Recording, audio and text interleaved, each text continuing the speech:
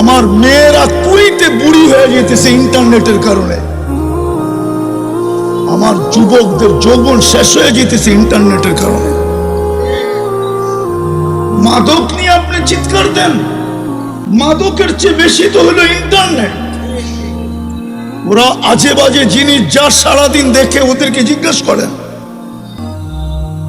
আপনি আমার কাছে সায়েন্স নিয়ে আসেন, সায়েন্স, আমি সায়েন্স দিয়ে আপনাকে বুঝাই দিব, আপনার বিজ্ঞান দিয়ে বুঝিয়ে দিব ওদের যৌবন ডেলি মাটিতে মিশতেছে। এই জন্য আমার সমাজে পরকীয়া বাড়তেছে। কেননা পুরুষ করবে কি, ইন্টারনেট দেখতে দেখতে দেখতে দেখতে দেখতে ও তো বুড়ি হয়ে গেছে।